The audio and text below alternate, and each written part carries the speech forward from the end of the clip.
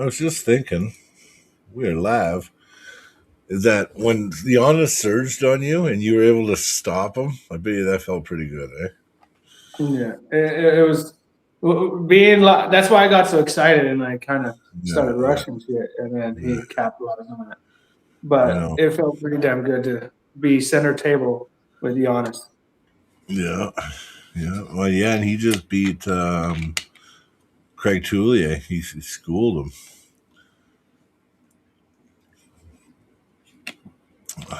and Craig Tullier is a beast on the table. So that's interesting. It's really interesting. Hey, Yes, it styles is. like matches. Yeah. I don't know. I do have to say, if anyone has, for anyone that hasn't seen it that's watching, me and Dakota did do a podcast on Craig Sublier's podcast about Yeah. 2 hours ago, and it was almost about an hour long, and it was talking about our match, a little bit of bickering going back and forth, mind Yeah, games. you look like you annoyed Dakota a few times. He looked annoyed in that interview. If you watch it, he looked annoyed at times. Yeah. Yeah. He was saying that I was doing good at playing it cool, but he's like, I know you're nervous. I was just being me. Oh, nice. Oh, yeah. New Drew. Oh, yeah. It does look like New Drew. Oh, no, it's not new. Is it? No. New. Can't wait to watch. I will watch later. Oh, for the Sublier interview. Yeah, yeah, you should check that out. I watched a little bit of it quickly. Yeah, I as do soon as have to I got. say, thank you very much to Craig for having us on. I really appreciated that. That was my first podcast outside of Through the Fingers. Nice, nice. Yeah, yeah, yeah. Well, Craig's a good friend of the channel, right? Like Yeah, he's a good dude. yeah, And yeah, everyone, go support his channel. yeah. He Oh, has definitely. 23 point some thousand subscribers. You guys got to get him jacked up. Get him back, get him up in the 50s. When I first talked to him, he had like 2,000 subs. Yeah, so he done pretty good now. Yeah, I Well, gave him a few of our secrets. there's a few Yes. like Craig, like you can say Craig, 98, a little bit of Chocolate Thunder, Yeah, yeah. and us. Like for just podcast arm wrestling channels, we all kind of help each other out. We do, and a lot of our guests are the same. Yeah, so then that helps too because it's like a community, right? So Yeah, yeah, I know. Well, Jody's got his Chocolate Thunder stuff he does. Um, yeah. it's called Arm Talk. Yeah, Arm Talk, and then he's got the Can-Am Connection that he does with Ryan Espy and Tim Talmadge and Nathan Williamson, I believe his last name is. I forget Nathan's last name. I think it's Williamson. But Hey, you yeah. know what? I have to say, besides ours, Craig is probably one of the best intros I've seen. Oh yeah. Yeah. He does an intro. Not everybody does an intro, right? No, but like out of intros for arm wrestling in the community, like I'm gonna have to say I like ours because it's ours, of course. Oh I'm yeah. saying he's right next. Like he's next. Yeah. Well, his suits him, right? Like it's Yeah. yeah, like his personality and everything. I think his intro suits his personality, right? I think Well, our intro suits ours. there's not many arm wrestling songs, and with people getting stuff made with AI now, and it's the channels that take the time to do that. I think it should help them put them over the top. Like having a good intro makes a channel, in my opinion. Oh, I can't even Like put that because when I put it, does that come in backwards? yeah, Yeah, you see it backwards, right? yeah. It's nice though. He changed the rankings, and I'm right up there, Number just two, under Josh Bellin. yeah. And like when I talk about intros on podcasts, what do you think when you hear Joe Rogan? You hear that monkey at the beginning of his podcast every time. Yeah, No, it's true. Yeah. Mr. Peanut says a large dysfunctional family. Yeah, yeah, definitely dysfunctional. Most definitely. Yeah. I only watch 4 to 5 channels now. You guys, Ozzy, Benjamin, Derek Smith, and Neil. Yeah, you know what? I've been members. Well, I've always been a member of Arm Wars and Ozzy. I think unless my card changes, I'm always a member of Ozzy's channel. I definitely support Benji Mac 100%. You know, Benji Mac actually does a lot to support other channels too. Every time I'm on Benji Max, he'll tell everyone to subscribe to us. Benji, I'm sure, has gotten us lots of subs at our channel. Yeah. So, Derek Smith, I used to be a big fan of, and I used to actually pay his monthly fee, but he would just never answer my messages. Even even a super chat he didn't say one time because he didn't like it, so he never read it. So I don't know. Like I like Derek Smith and everything, but I ended up pulling my funding from him. Yeah, just because I'm like, well, you at least got to read my messages, man. You know, and he does a really good job of reading everybody's messages, Yeah. but he'll see mine and then purposely skip to the next one, and To then be honest, I it have to makes me say, feel shitty when that happens. when it comes to reading messages, the only ones I'd say you have to read, The I'd say super are chat. super chat. No, it's true. Super chats, It's you true. got to read them. You got to at least try your hardest to read them all, because they're paying for that. Like say when we have guests on, you can put a chat in the comments, and there's a small chance that it will be read and asked. Like say if you had a question for the guest, there's a small chance that you can get your question read to the guest. If you want to guarantee your question gets asked to the guest on any Do a super podcast, chat. Yep. it doesn't even a $2 super chat, like Yeah, two it will bucks. always get read. Yeah, yeah. It will always be read and it will always be, up there. So that's just a way to guarantee your questions being asked. No, I agree. And well, thing is I actually read the chat always, and I try to highlight, like I try to give everybody their credit that posts a comment. But the problem is sometimes we get deep into conversation, and I can't. But if I see a super chat, I will stop the conversation just to read the super chat, right? So Yeah. that's where the difference is. But it's one of those things, right? Man, we've been just blessed with so much arm wrestling lately. This is the thing that's blowing my mind. I can't keep. I'm at the point now where I can't keep up with all the arm wrestling. All of a sudden, I have there's never so been able much. to keep up.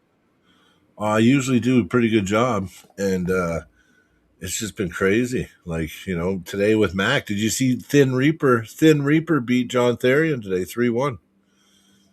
Did you see that? Yeah. No, I didn't. Yeah, So Thin Reaper. I'm laughing at Joe Nello. Sorry. What do you say? Okay, on this channel, you just have to ask a question and insult Cody at the same time. He'll read it. Yeah, true, true. Yeah, Yeah. yeah. Cody's easy, but you know what? I like it, right? And Cody's good sport about it too, so it makes it all good, right? I don't take offense. Anyone says anything to me on here, I may act up, have some fun, but at the end of the day, it doesn't bother me. Yeah, that's what it is. I get kind of jealous at all your callouts all the time. I'm like, man, like no one even cares to pull Brian. Man, fucking, it's always Cody. For every challenge you get, it's like, wow. I think I've had 2 challenges since we started the channel, and one of them I did and I lost. Yeah, I can't even count how many challenges I've had. I only had 2, and you know who the one was Hugh Nut Brown. Yeah. He came right on the channel and just said he just challenged me for next practice, and I was like, fuck. And I'm like, I know I'm not ready for that, but it didn't matter. We did it. Matt Wiggins said that was John Therian's third super match in a row. Yeah, I know. Listen, John's a savage. I'm sure he beats the Thin Reaper on a normal day.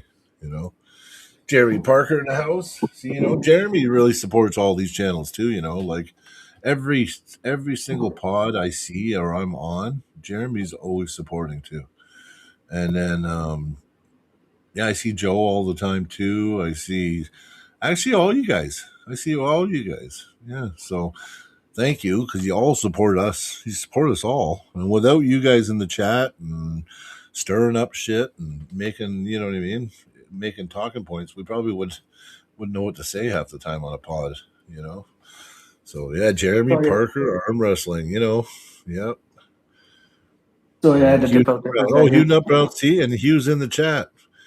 So now he goes me versus Cody. Right after him, Dakota best of one. Nope, not happening.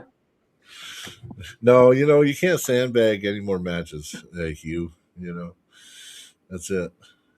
I'm like staying far away from you. Yeah.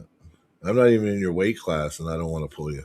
So, you know, big pin on Victor. Just beat Miles Hutton. Hey, everyone. Hugh and Miles had a really good match.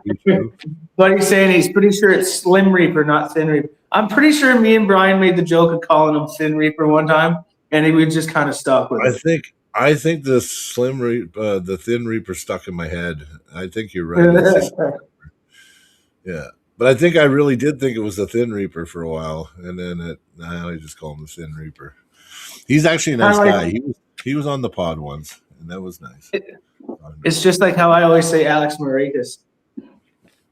Well, you just call him Alex Martinez, and then you got a super match out of the deal, so it worked. Right? Yeah. The Usual Suspects. Yeah. Isn't that's a movie, too. I remember that being a movie. Yeah. If there's anyone wanting to join, just put it in the chat, and you guys can come on. There's just the two of us, and we would love to have someone else come on. Oh, yeah. You know what? Zach's missing tonight. So if anybody wants to come on and shoot the shit, friggin' link is in the chat. Well, I see Jeremy Parker's in the chat if he wants on. Yeah. Yeah. Maybe talk a little bit about his win, you know, freaking talk about some other. We talked a bit Friday night on the 98 podcast. That was nice. He hopped on there, and then he was driving and talking, doing the cardinal sin. But he's a busy guy. Always on the road working. Yeah, too busy whooping some ass. Yeah, well, we got some big matches coming up. July 4th, that weekend is I'm going to be reffing and probably live streaming. I'll do a live stream through the channel, and then it's going to be a Deadly Dungeon and Lock Lethbridge arm wrestling event. It's like a last-minute super match event that the guys put together, Dale and Mike. And I'm just going to pop up the matches here quickly, and we can talk about them a bit.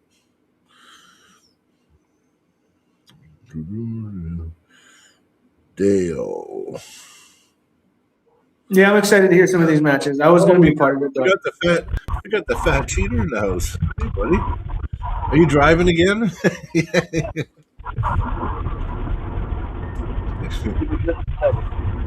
Almost hear you. Your video's good, though. Can you hear me better now? Yeah. Yeah, You're good, buddy. Let's see if I need to fix one more thing. He probably wants to take his off Bluetooth. Yeah, because it's going through the speakers.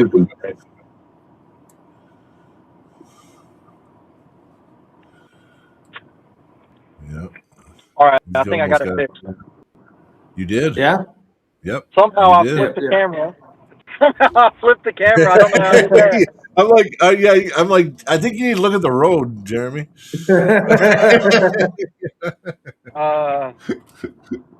He can look at the phone. We'll watch the road for him. Yeah. As long as we can see you, yeah, we can see that you're looking at the road now, at least. Not down. You know what? Yeah. Even if he's looking at the phone, I'm watching. I'm making sure he's staying straight. Oh yeah, for sure. Yeah. You got a long drive. It looks like you're out in the country highway. Oh, that's okay. He's probably fighting signal. He does look like he's out in the boondocks. Yeah. Out in the boondocks somewhere. Yo, Joe. Yo, JP, I was driving, yes. Now he's done. Now something happened. Black screen, it's over. I'll probably be back. But Let's start saying some matches. Oh yeah, the matches. I was gonna, but I was like, oh yes, we get to talk to Jeremy, but I'll find him. Jeremy's good kid. Oh, he's good, man. I like the kid a lot, and I'm sure he'll get his signal back here in a minute. Okay, official card is Ethan Kodak versus Dustin Rasmussen, right arm. We got Alex Diaz versus Darcy something, right arm. We got Myron versus Terry, left and right. Oh, there we go. Boom. Oh, we got you again. Can you hear me now? Oh yeah. Yeah. Yeah. I was like, he's out in the boonies on a highway somewhere. Oh, jeez, now I can't hear you. Oh, now you can't hear us? Oh, man. Figures. Yeah. Well, now I can't hear y'all. I tried. I'm sorry. It's all good, buddy. We'll get you on next time. We'll get you on soon, Jeremy. Thanks, brother.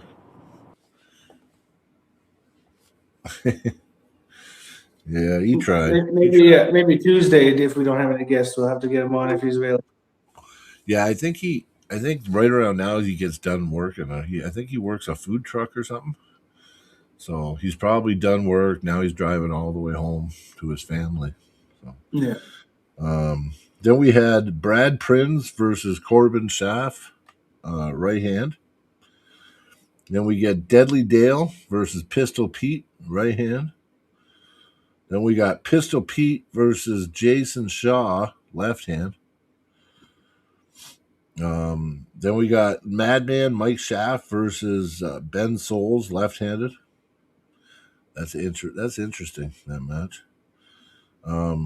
We got Jared versus Jeremy, ST, right and left. Wow. I mean, Jared's got the winning record on Jeremy, but Jeremy's looking I don't strong. know. I got Jared still. Yeah. I know I was offered Etsy left-handed, but it wasn't right. It wasn't the right time. Yeah, Boosie. Neil invited me on today. I'm pissed off. I was at work. Aw, that's too bad. Yeah, Neil's. That's a good pod to be on. I got to do a couple with Neil now, but not on his own. I was I think he had Bogdan Stoichkov on. He had Rickard Borman on, and someone else. Tom Holland. Yeah. Deadly Dale in the house. Hey, brother.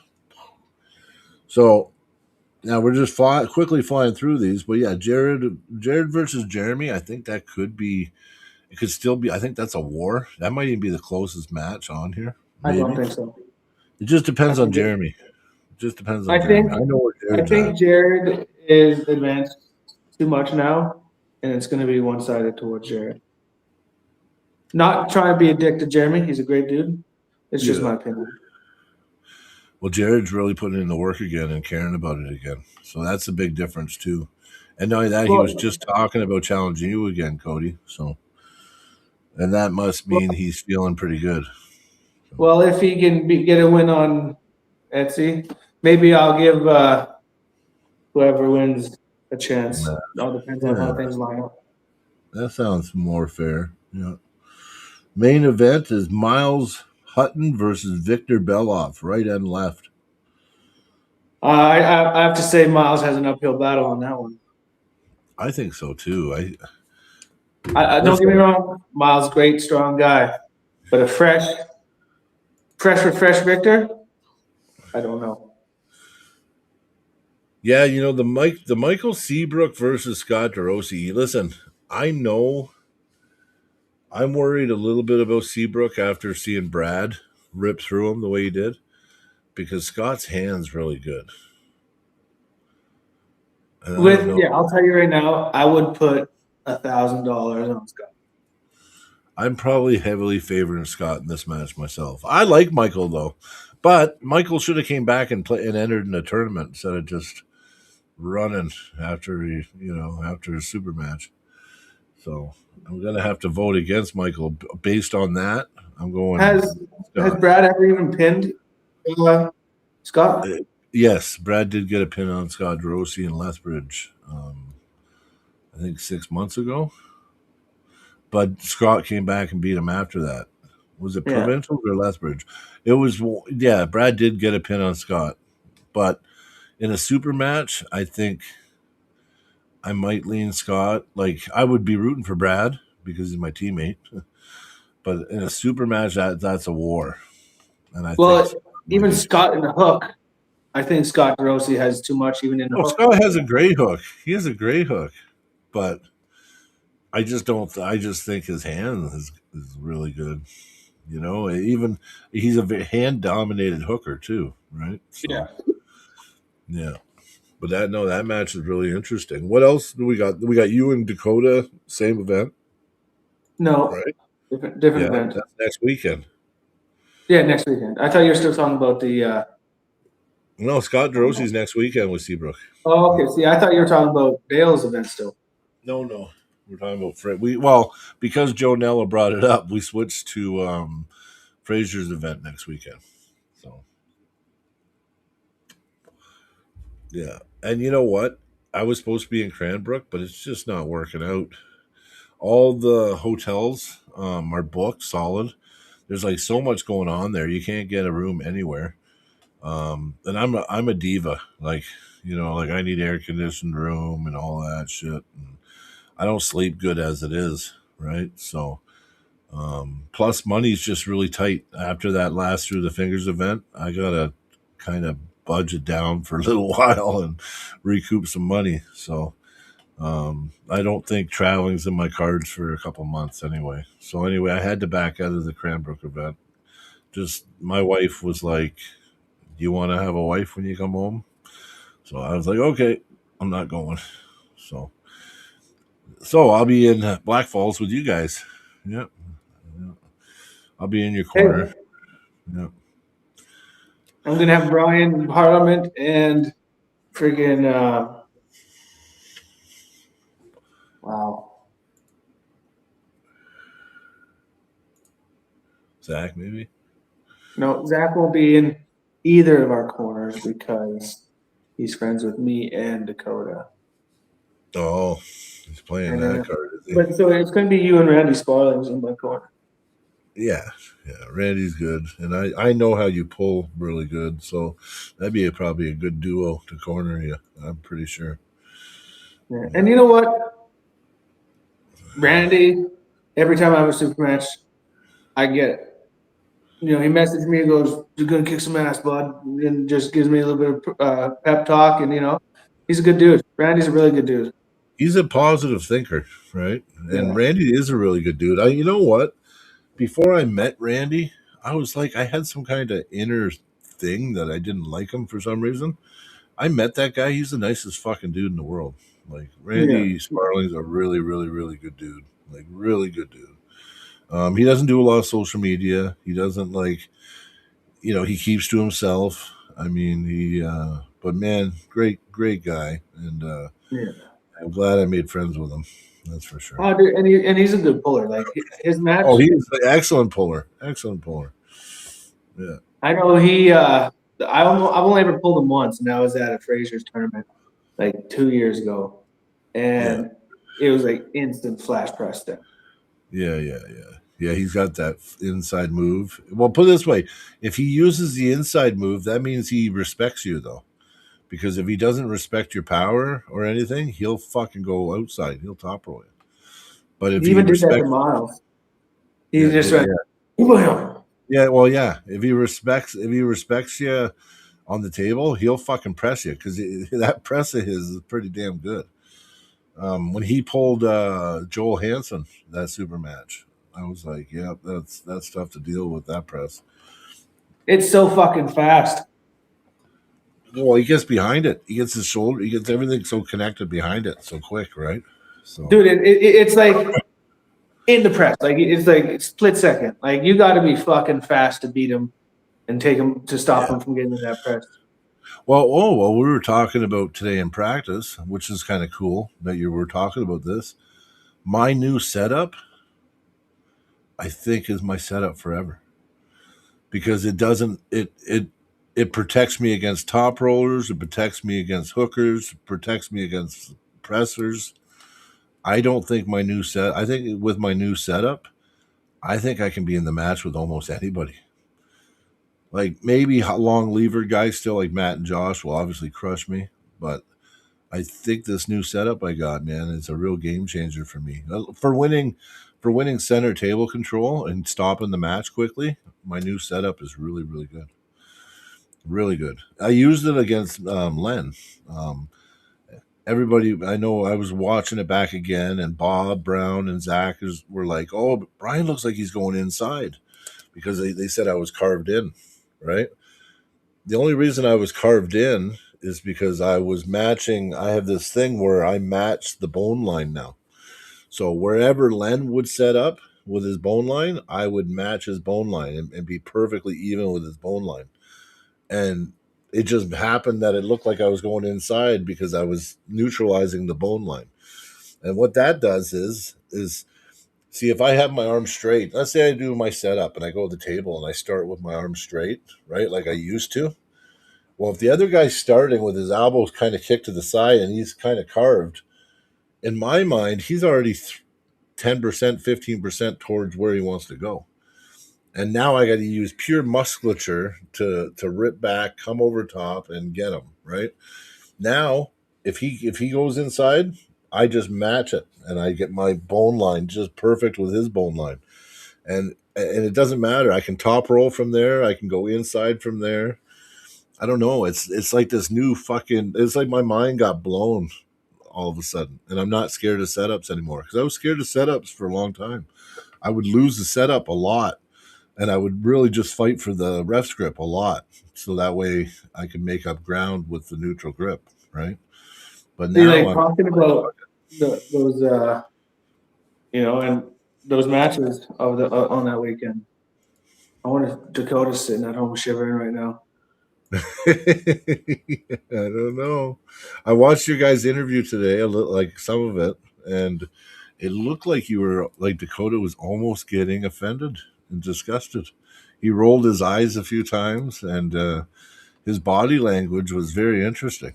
So, what did Joe Nello just say? Brian, I just noticed you are now ranked the third best arm wrestler in the province. I know. Overall, buddy. Overall. Yeah. Yeah.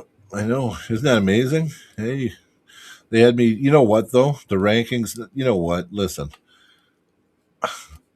Josh Bellin, he's a mountain. Matt Mask, no way.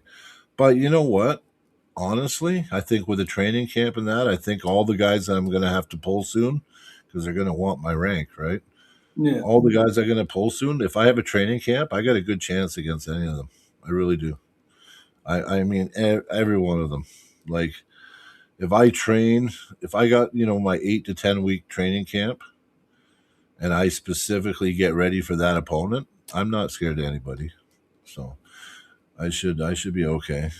Sometimes, Brian, all it takes is that one match to change the whole outlook. Yeah, that's true too, Matt. One thing people don't know about me is that I've worked really fucking hard.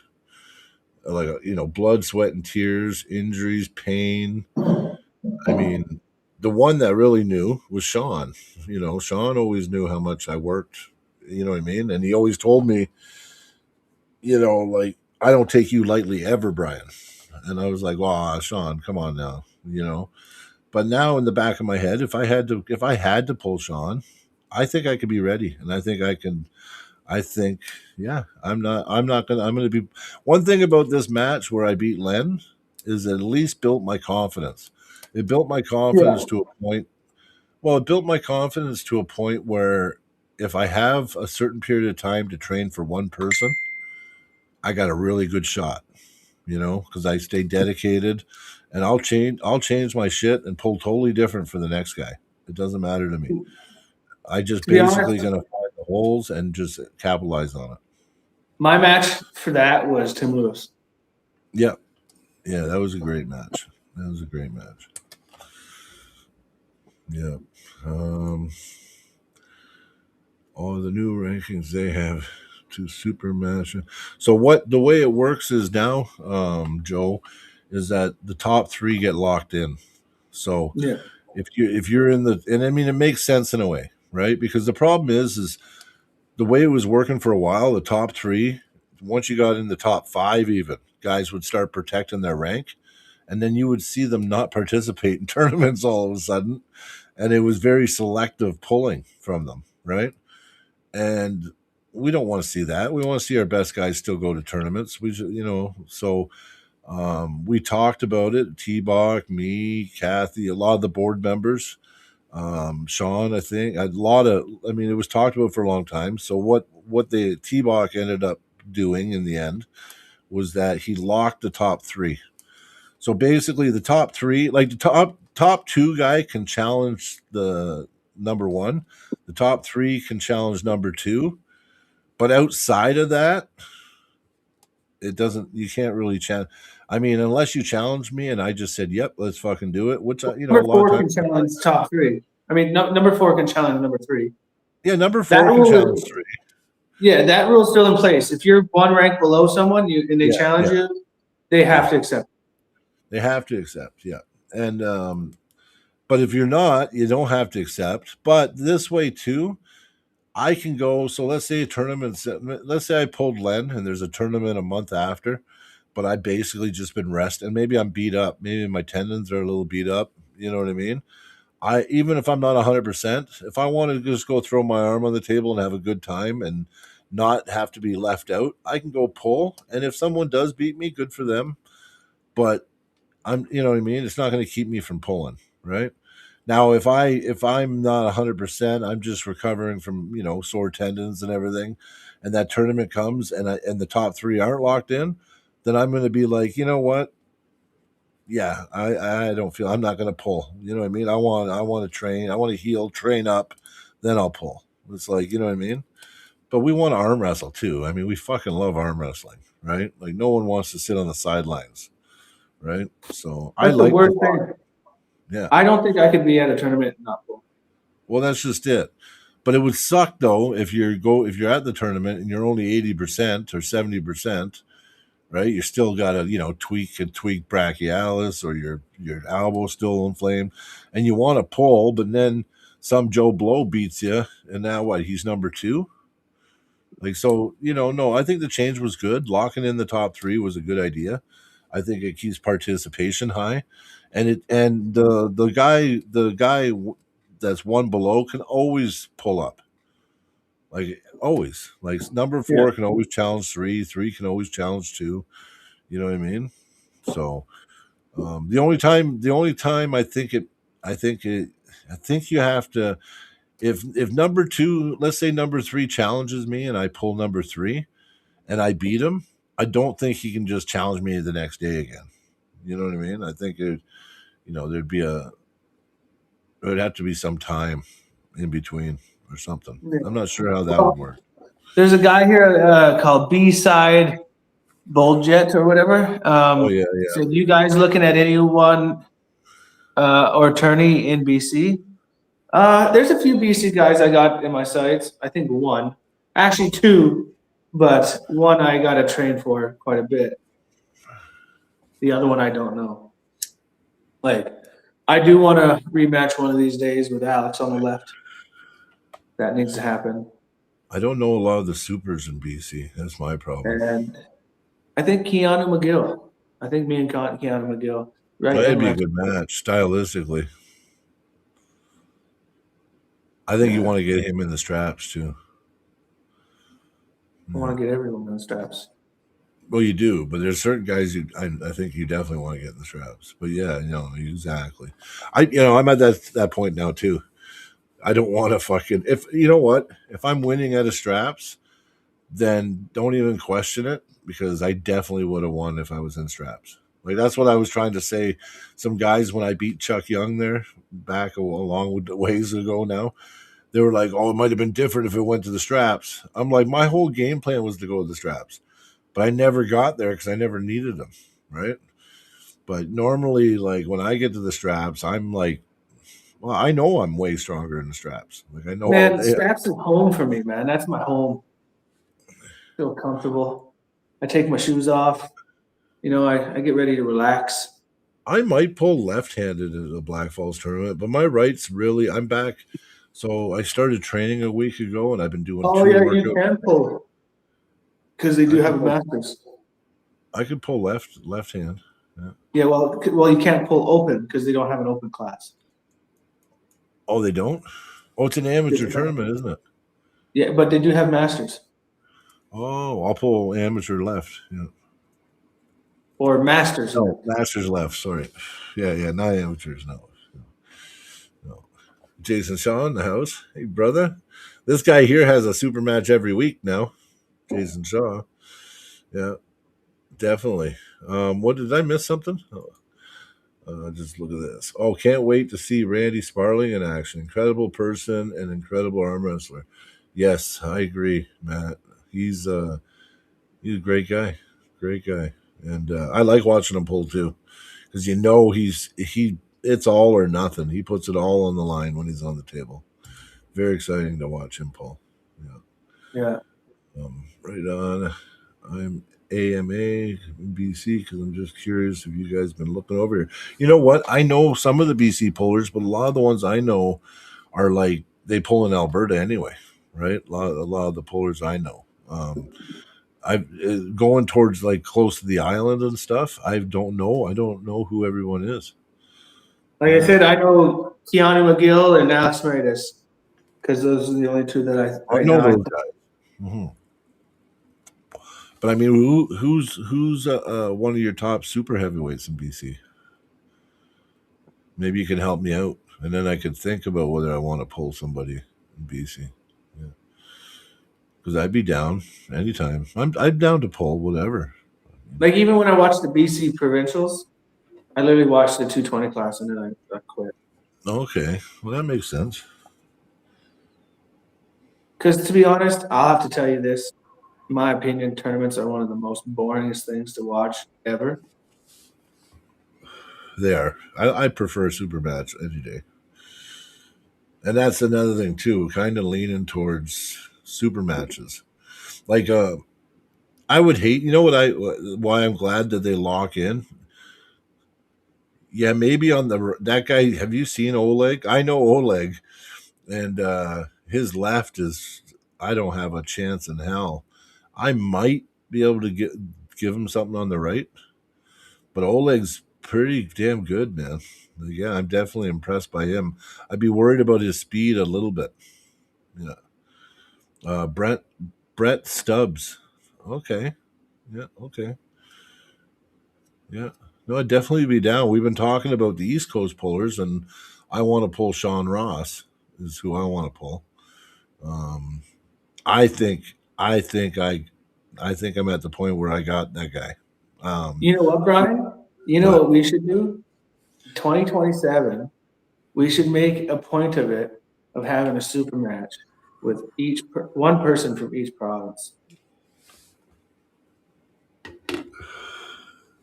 Yeah, I think that'd be cool. I think we need more of it. Actually, we need more of it. We'll do like every time that we do something, we'll have Brian a match, me a match, Zach a match, and someone from BC, Ottawa, or Ontario, freaking Nova Scotia. I've heard of this Dan Cadillac guy. Was he on the tough team? Was he listed on the tough team? Because I seen his name somewhere. I wasn't sure if he was.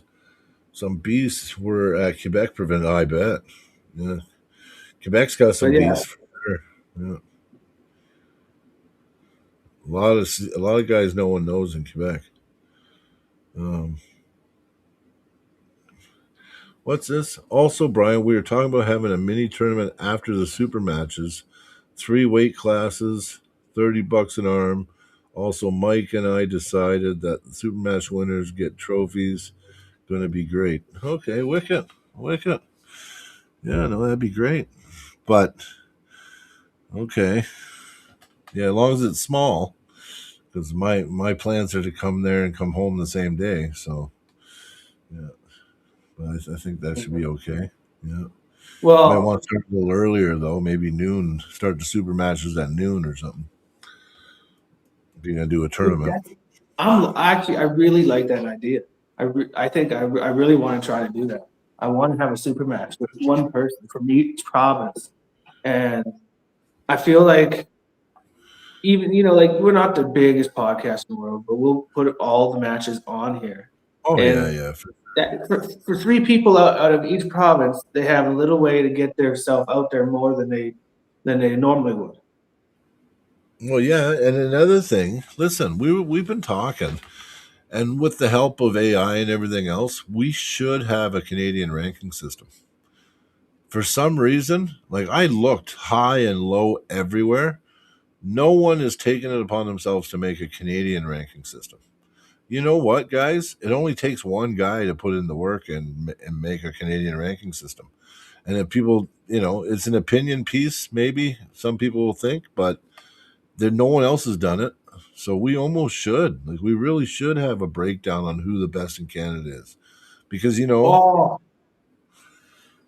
sorry, Brian. I'm okay. sitting here listening to you talk about the rankings. Like, even if like me and you and Zach having a super match with each guy from each province is pretty good, but I feel like that would be a lot of super matches. What happens if we did a round robin, your weight class, my weight class, Zach's weight class, with one puller from each province? We'll pick who it is because we want it to be competitive, so we want everyone to be around the same level. You don't want to put like a John Therian in there with Yeah. But we can do a round robin with all three weight classes. And I can't remember how many freaking provinces we got. What is it, 12? I don't know. Wow, that's bad that we can't remember how many provinces we have. I think it's 12 or 11. But we could have that 10. many people. There's only 10 provinces. Well, good. There we go. With the territories, there's 12, right? Okay, that's where. Yeah, okay, that's why the number 12 was in my brain. But the territories, yeah. Even if we did 10, the 10 provinces, freaking, and just had a 10-man round robin with our three weight classes, with one person from each province. Yeah, I think so. I mean, those round robins are great. And you can even start a Canadian rankings. If we had a round robin for every weight class, that'd be a good way to start the ranking system. So 10 provinces, 13 territories, or 3 territories. So it'd be 13 total. Okay. Yeah, that makes sense. I think there's 3 territories too. Yeah.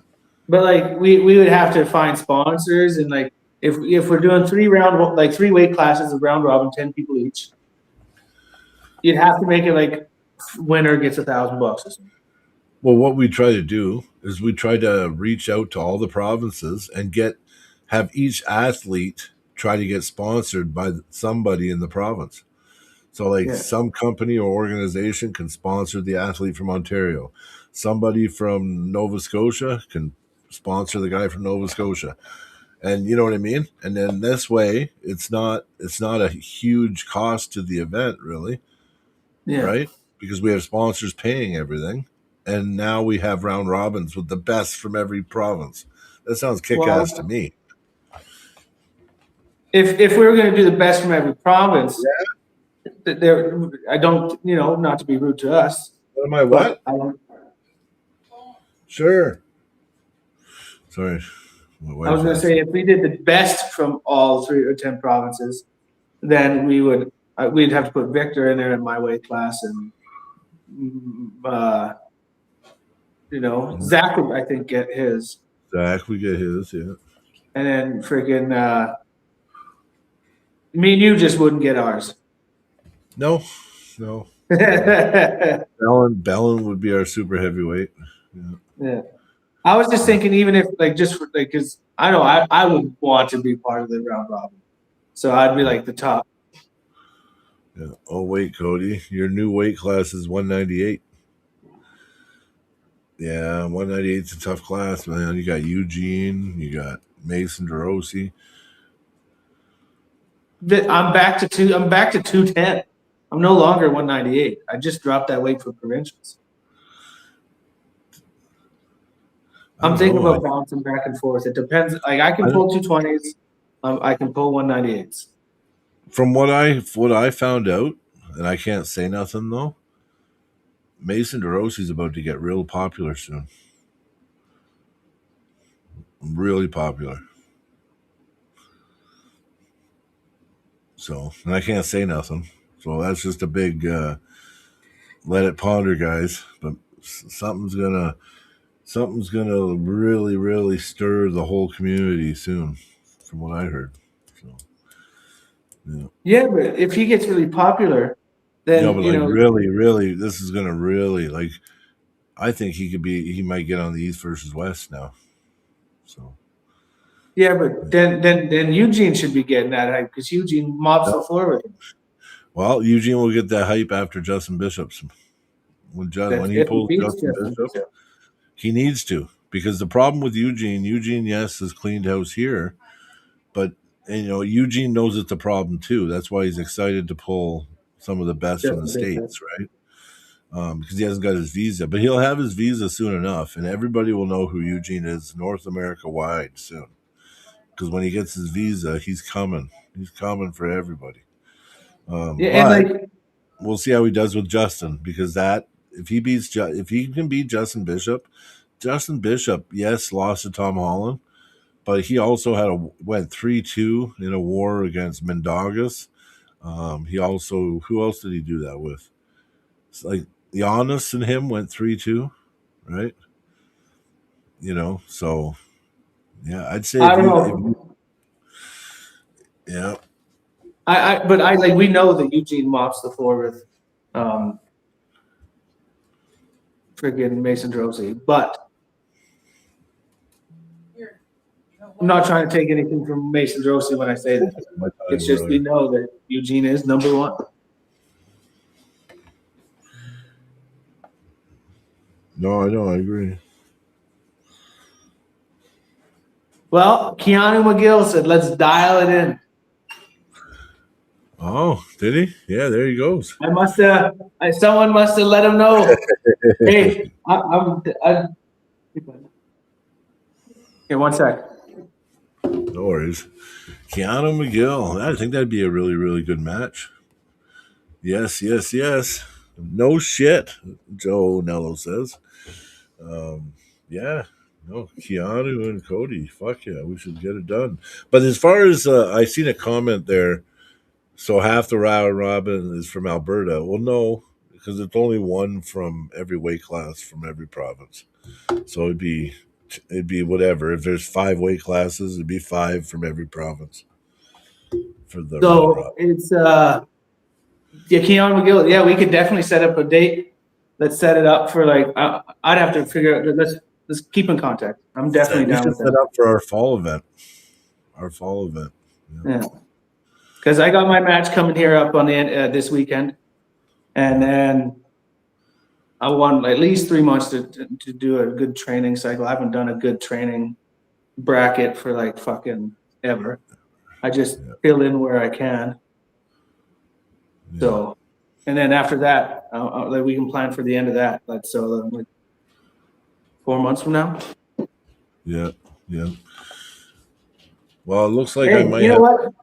If Keanu is watching right now, I have to say he has a great training app. So you never know. I might use his training app to beat him. That'd be pretty cool. Yeah. Okay. That'd be pretty. Yeah, because you're already using it, right? Yeah. I need to clear it with my doctor and want to proper prep. Yeah, I agree. You want to make sure you're good. I mean, when I ripped my elbow apart, I didn't even have a doctor. I don't listen to doctors anyway. My doctor was like 18 months, and I was like, fuck that. So, I went above and beyond my doctor. Yeah. Then I got PRP treatments and everything else. I think it was, what was Battle Zone? So I was 7 months after my injury. I was at Battle Zone. And then me and Len was 10 months after my injury. Yeah. That's a lot sooner. After I'm done with Dakota, I'm going to repay for the Keanu training app. Watch, he's going to ban me from it. Brian, how much would you like to have a non-Canadian pull? what names would you have a 50% chance to win against? Well, there's one that I'm thinking about going after, but I just want to win the next few matches I have planned. So I think I have a match in December against Dan Hogue from Manitoba. He's a pulls similar to me, really strong guy. That one, I'm just going to train my ass off and hopefully pull that one out. And then the next one's at the Armbender in February, and that one's really, really important to me. And that one, I'm going in to win it like no other. So, but Sonny Gay is the guy that I think if I pull internationally, like from the States, there's other guys I really would like to pull. Like I want to pull Tom Nelson eventually. I think he's he might be hard to beat, but I think with the right training and my mindset and everything, I think I want to get the goats. I want the OGs. I want the guys that I've watched and idled, and I don't know why. I'm picking names based on just who I respect in the sport. Like Len, it meant a lot to me because I really respect Len. The guy's awesome, and he's like the pure embodiment of like a Canadian champion. The stories that I've heard him tell about arm wrestling, it's like, yeah, I had to pull him. Another guy is Steve Walker. That guy's like an idol and a legend in his own right in North America, and I'd really like to pull Steve Walker. And Sonny Gay is the one that I thought that I have a chance with to try to get in the top 20 in North America. Yeah. Well, Cody helped me with that one, his pulling style is really good for me. Like it's better for me than a lot of the other guys in the top 20. So, well, what I like is like if we can get it, both of them to go. I got two good super matches that are going to happen sometime in the future. Keanu McGill.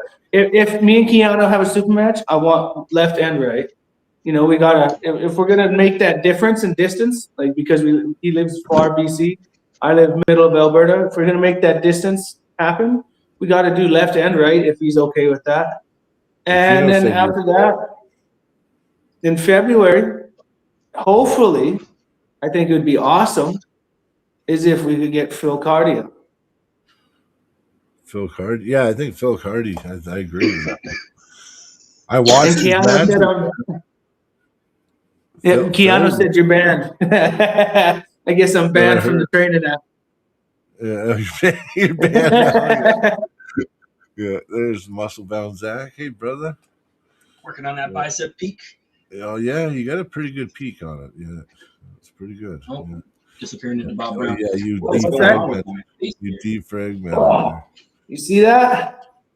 Yeah, I don't. My bicep, I don't do it. I don't work on it enough, and mine's damaged right now. My brachialis is done in again, so I'm gonna lay off the brack exercises for a couple weeks and try to heal it up. So, well, that makes sense. I'll do some light like bands with it or something, but I'm not gonna. I'm gonna try to stay away from the brack. I'll build my elbows up and stuff right now. Cody, you're banned. Yeah, I know. It's final. Because Cody said to Kino that he'd use that Kino's training app, like he has a training app. Cody says he's going to use the app to beat him. To be fair, he did give you the perfect recipe to beat him. Thanks, brother. And you know what? The nice thing about me and Keanu having a match is he has a good YouTube channel. We have a good YouTube channel, so it's going to do nothing but benefit us both. It's going to bring eyes to both of our channels. It's like, because he's promoting us on his, we're promoting him on us. I think it all around makes good sense. That anyone that has a channel that wants to pull Zach, me, or Brian, it's a win-win situation. You and Keanu make sense. Like, how good is he? I've heard he's very, very good. Yeah, no, for sure. I've only seen him pull a couple of years ago. But me too, but I've heard from people like in person that he's very good now. Yeah, I know. He's really leveled up a lot. Definitely a top roller. From what I see, he likes the top roll. Or is it? Well, Joe Nello said he thinks there would be a lot of interest in our match. Oh, I think so too. And I hear Joe Nella also says, Cody, if you lose your match against Dakota, I think the Keno match is off. That's what I was thinking. Yeah. Like But I think that's fair. I how think good that's is fair. Keno? Maybe he's very, very good. You know what I mean? Yeah, I think I think if Cody lost his match to Dakota, Keno might be out of his league. Yeah, but me and Keno are going to be agreeing to a left and right hand super match. So you never know. I know. He might beat me right, but I might beat him left. Yeah, I know. But you know what? You know what I like about when I do that with people? Right, you too much. Yeah, my left's the shittiest arm in the world, so but I beat you right. You know what I mean? But I know But what you're then saying. all that person goes, but I beat you left. I don't like doing left and right. You know why? Because it nullifies it. Then it makes it feel like no one won at the end of the day. I'd rather just do one arm, and then the winner just has all the glory. I like to challenge the person's best arm. If I'm going to challenge, Yeah, the somebody, best arm. Yeah. I I agree. challenge their best arm. No, I agree too. I like doing That both. way, if I'm beating them, I'm not beating their bad arm. Right? Yeah. But Brian, you say that you don't like to pull both because if one wins one and the other one wins the other, then it kind of nullifies it. But No. in You the ever had off a chance, super match before, Brian? What's that? but listen, You ever had a left In hand the super off- match? No, not No. yet. Well, no, I did But do in the one off- with Byron. I did one In against the Byron. off chance- in the off chance that you win both, Yeah. you have even more glory. Like when I beat Well, that's just Let's say- you know. Jeremy Etsy left and right, I was way higher than if I would have just beat him on one arm, and that's all we did. Yeah, but your right and left looked the exact same. You went down one and came back and won 3 on both arms. Yeah, it's because I felt what he did and I changed the up. same on both arms too. Was it because Jeremy was making you pull the same, or I don't know. No, it was just the best way to beat him. Both arms looked the same. Jeremy came out strong first round, pinned him, and then Cody gets to stop and then just reels him in slowly, and boom. And then by the Yeah. end, it was fast. It was just. Yeah. Well, I don't know if it was the last round. There was just popped in the show support. Oh, it was right or left arm. You basically flash pin in one of those rounds. I don't remember which one. Well, Yeah, that's because to get with the Jeremy Etsy match, this is what happened. In round one, each time, all I did was slap straight inside where Jeremy Etsy was strongest, felt what I needed to felt, and we had a war. The only thing was I don't use a riser. And because we were dead center in the middle of the table, I couldn't hop into that press. And he saw me trying to hop into that press, and he was like, oh. And then he got into the press and pressed through it. So the next round, I'm like, okay, I know what I felt. And I just went, boom, back into the hook. And when I drove sideways on round 2 of each match, both of his elbows went pop. Ugh. Mhm. And You kinda each come in round, and you kinda just- so on round 2, his elbows popped and I beat him. And then round 3, round 4, he just got less and less each time because of the pain that was going through. I popped both of his elbows that day with my backward side press. Popping your elbow, That's horrible. Do both of them in one day. never good. No, Yeah. no. At least it wasn't terrible injuries. It was just micro. Well, maybe not micro, but minor tears. But enough that it was. So what is our thoughts on Justin Bishop and Eugene? I think Eugene's now the underdog. I want Eugene to win. You know, He has to be the underdog. Justin He has Bishop's to ranked be. number 1. He's literally ranked number 1 in North America. So I mean, Yeah. anybody against Justin Bishop is the underdog because he's ranked number 1. That's the thing. Like you couldn't get a better upgrade from John to No, I think this is the literally. If Eugene wins this match, it doesn't only verify everything about him, it solidifies it. Do you know what I mean by that? Yep. Anyone that doesn't know him can go back and watch everything, and they'll know, oh, it's not bullshit, it's legit. You know what I mean? Mm-hmm. You know, to be honest, if Eugene beats Justin Bishop, I know Eugene beat me at provincials, but I made him second hit. He had the second hit to pin me, which I'll be like, I'm happy with that. The guy that just beat number 1 had to do 2 hits to pin me. I'd be like, fuck yeah. Couldn't flash pin me. That's all you got to say. Is the guy couldn't flash pin me, so we're close. Joe Nell goes, "Oh man, if you pop both his elbows, Dakota would pop his whole body." It's like Actually, Yeah, I totally think would pop to be his honest, whole body. that's not game that's remark, is it? that would be another good match. Is Dakota versus Jeremy Etsy. I think that would also be a good match. Yeah, Well, I think that would actually be a really good match. Because I agree. yet again, Jeremy would have him on power. What maybe the Christmas party? I know they're not doing a tournament, but there'll be some matches. Maybe the Christmas party, Jeremy and well, yeah, they always do the matches every year, so they'll Yeah. do them. so I mean, why not? Did you? Oh, Zach, did you hear us talking about the matches July 4th? So No. we got a Deadly Dungeon and Lock collaboration event. Oh, okay. Yeah. So it's like that's actually Dale and Mike Schaff. Deadly Dale and Mike Schaff are organizing it. They're gonna Hell have yeah. like 10 super matches, and then they're doing like a 3-weight class tournament afterwards or something. But they Roger got disagrees. Victor Beloff versus Miles Hutton, right and left. Whoa, ho, ho, ho. Jeez, that's gonna be a good match. But yeah, Roger Shipton disagrees, I think, with me saying that Dakota and Jeremy Etsy would be a good match. I honestly think it'd be a good match. I think it would be a war. I think it would be a battle. I think Yep. Dakota's got enough hand to stop. That's Jeremy. where I think. I think that Jeremy has enough arm, but I also think Dakota has enough hand. I And think Dakota's that- very good once he has the hand to start Yeah, negating that is and, arm, and yeah. making you play cat and mouse and all that fun stuff. So I mean, Yeah. I agree.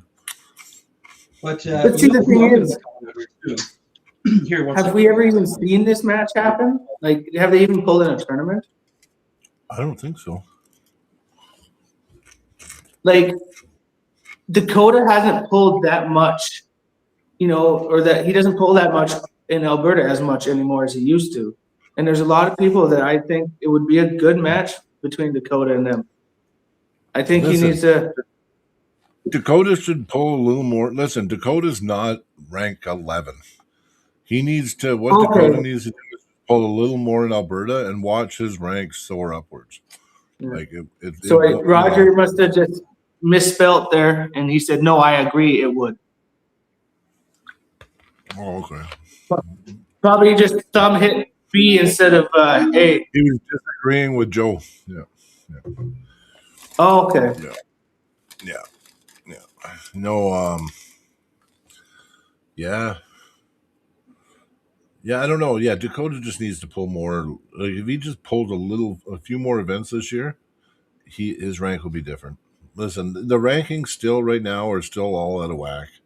Like I was looking at the supers today. Did you see they updated it, Zach? Did you see the overall too? No. The overall is really impressive to look at. Yeah. But what was I saying? No, like Caleb Freeborn's at 11 on the supers. Really? Yep. Well, he hasn't pulled supers in a while.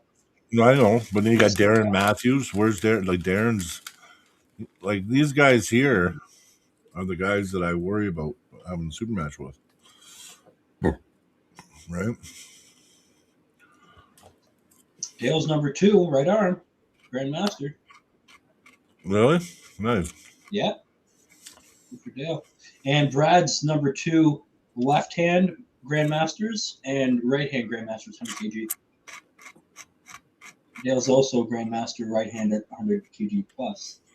Wow. I forgot he is. 90, at 90 kg and 100 kg plus. Oh, here we go. Jeremy and I are setting up a match. He called me out, focusing on training and climbing the ranks. This next little bit, don't worry, guys. Okay, yeah. Yeah, Jeremy was actually calling out a lot of people recently. Yeah. Jeremy just wants matches now. Because I think, you know what? Jeremy was there before where he got really strong and it was right on the cusp. And then, whatever happened in his life or whatever. now he's like training really hard, focused, dedicated, and I think Jeremy's yeah, he just wants to get a match or two to just show where he's at, right? I think Yeah. that's why at first, like, if you and Jeremy St, I thought Cody should just say no right now. You know what I mean? Let Jeremy get a win. You know what I mean? I don't know. I just think that you gotta eventually get there, right? Right. But yeah, as far as the super heavyweight rankings, I know there's guys that could beat me, possibly way down the list for me. So, And to be honest, going off the rankings is not a complete no, exact science when it comes to who's going to beat who. no, I agree. But there's also strategy. So there's like even moving up the rankings, you can like let's say you want to climb, you want to get like me. I had to I wanted to get in the top 5 this year, so my goal was to hit the top 5.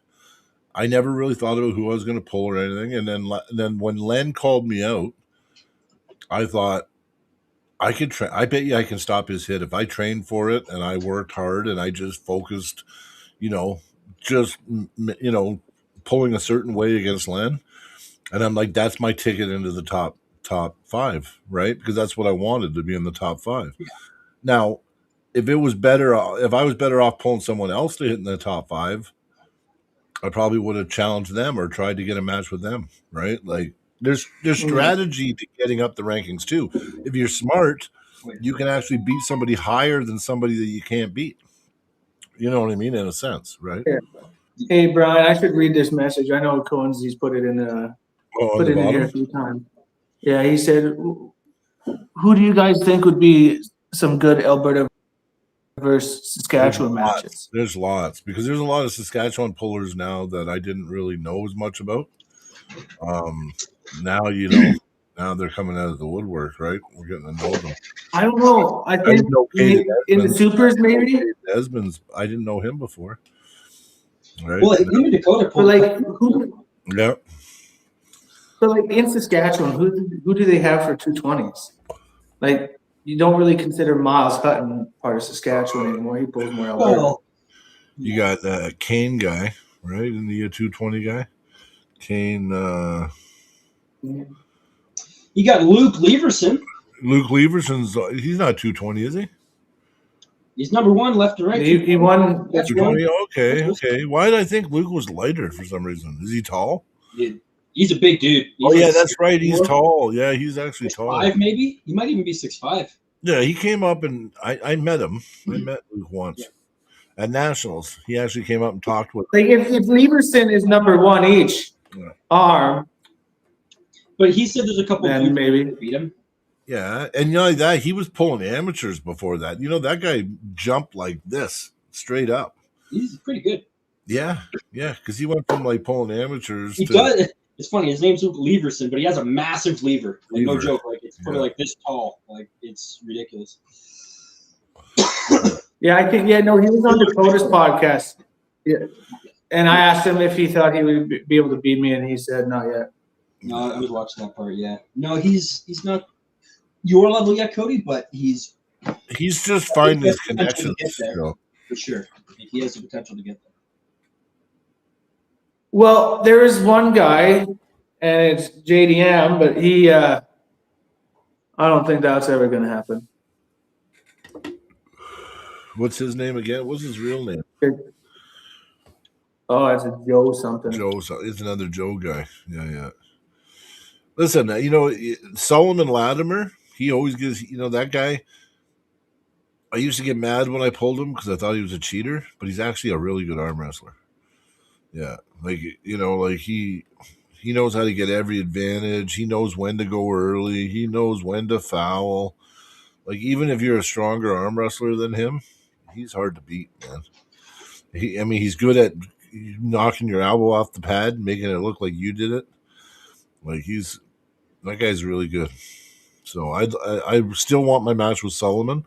I don't know, because of some new things that have popped up, And because the Arnold isn't, there's not a qualifier now in Manitoba.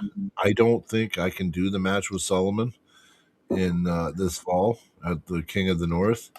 Yeah. Just because my priorities are shifting. Like it just is what it is, right? Because I'm going to be going to Grand Prairie. They're doing a Arnold qualifier in September.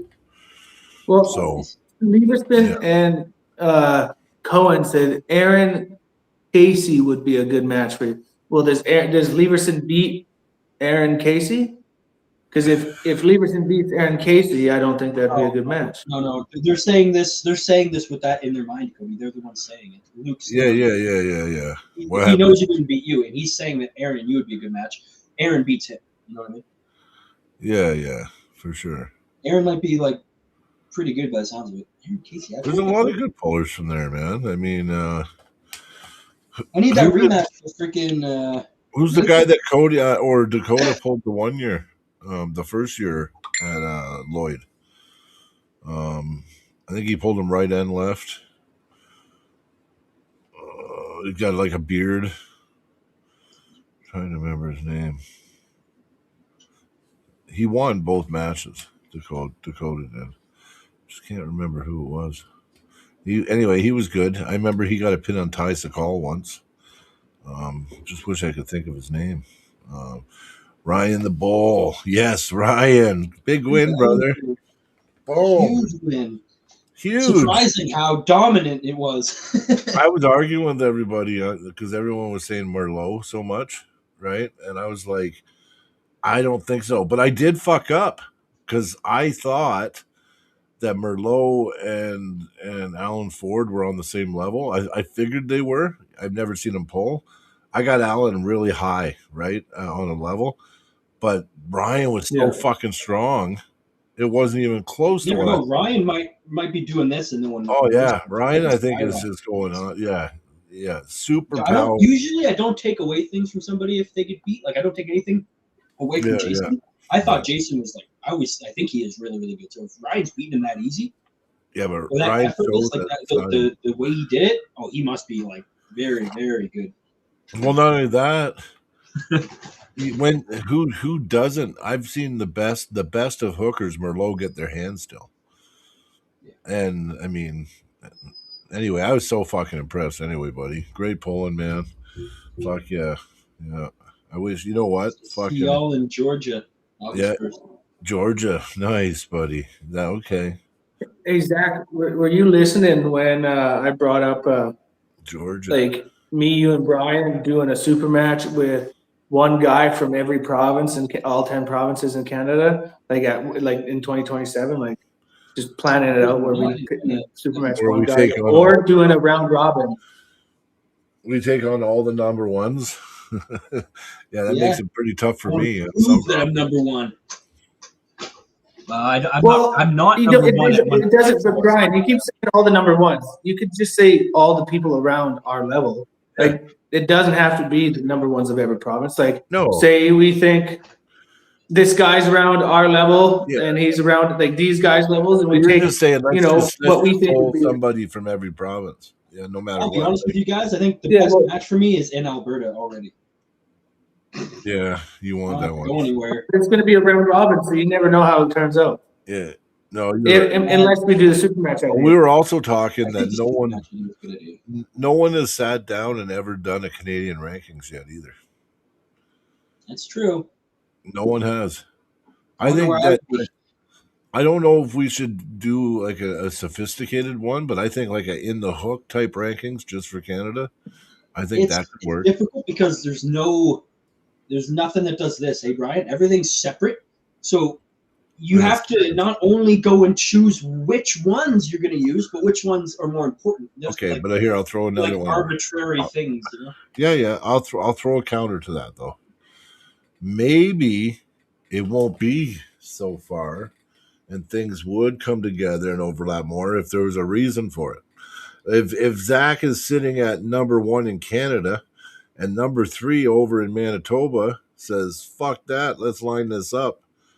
Now all of a sudden you're seeing the best matches possible. That might have never happened before, But now that there's a Canadian rankings, you might actually see people say, I'm willing to travel to fucking Quebec, or I'll go to Nova Scotia.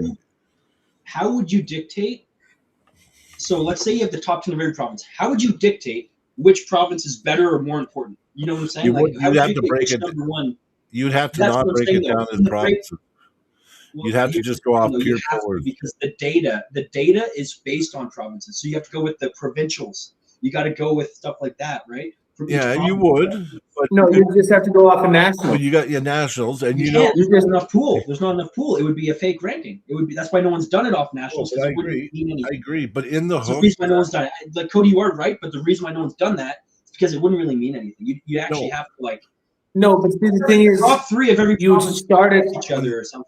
yeah, but when they started in the hook, Yeah, it but- was an opinion piece. So in the hook, ranking started as an That's what opinion. I was saying, though. I was saying you have to decide what's more important. That's all I'm saying, is you have to decide. There is going to be, so a lot of people are not going to agree with what Nope. we put, which is fine. But I'm just saying it will be choice based, not fact based, because it It'd can't be be. choice- It Yeah, has to I be- agree. But in the hook is in the hook. Eventually, though, it'll get weeded out if you do Yes. it.